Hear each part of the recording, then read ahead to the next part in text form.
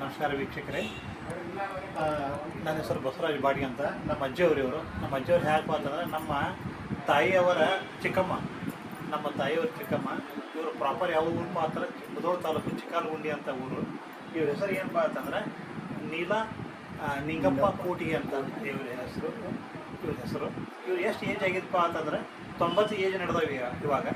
ಆದರೆ ನಾ ಇಲ್ಲಿ ಇವತ್ತೊಂದು ಫಂಕ್ಷನ್ ಇತ್ತು ಮಾಡಿಕೊಂಡು ಅಜ್ಜಿಯವರು ಎಲ್ಲರೂ, ನಮ್ಮ ತಂದೆಯವರು, ನಾನು, ನನ್ನ ದೊಡ್ಡ ಮಗ, ನನ್ನ ಮಗಳು ಮತ್ತು ನಮ್ಮ ತಂಗಿ ಎಲ್ಲರೂ ಕೂಡ ನಾವು ಇಲ್ಲಿ ಬಂದಿದ್ದೀವಿ. ಯಾಕಂದರೆ ಅಜ್ಜಿಯವರು ಯೋಗಕ್ಷೇಮ ಚರ್ಚೆ ಮಾಡ್ಕೋ ಸಲುವಾಗಿ ಅವ್ರು ನಾವು ಎಷ್ಟು ಸಾಧ್ಯ ಆಗುತ್ತೆ ಅಷ್ಟು ಮಾತಾಡಿಸ್ತೀವಿ. ಯಾಕಂದ್ರೆ 90 ಏಜಪ್ಪ ಅಂತಂದ್ರೆ ಇವ್ರು ನೋಡಿದ್ರೆ ನಾವು ವಿಶೇಷ ದೇವ್ರು ನೋಡಿಲ್ಲ ಗೊತ್ತಿಲ್ಲ, ಬಟ್ ಹಿರಿಯರು ಅದಾರಪ್ಪ ಅಂತಂದ್ರೆ ಒಂದು ಟೈಪ್ ದೇವ್ರು ಇದ್ದಂಗೆ. ಅದಕ್ಕೆ ಇನ್ನೊಂದು 2-3 ಮಾತು ಮಾತಾಡಿಸ್ತೀನಿ.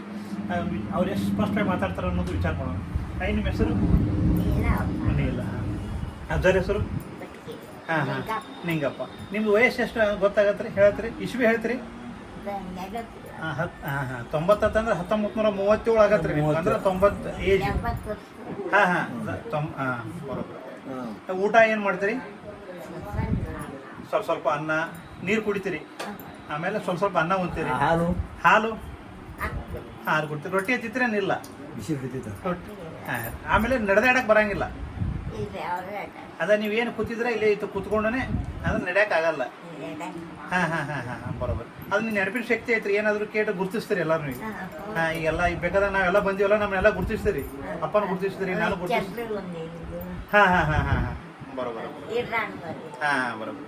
ಆದರೂ ದೇವ್ರು ನಿಮ್ಗೆ ಏನು ಮಾಡಲಿ, ಆಯುಷ್ಯ ಆರೋಗ್ಯ ಕೊಟ್ಟು ಕಾಪಾಡಲಿ ಅಂತ ನಾನು ನಿಮ್ಮಲ್ಲಿ ಕೇಳ್ಕೊತೀನಿ. ನಮಸ್ಕಾರ.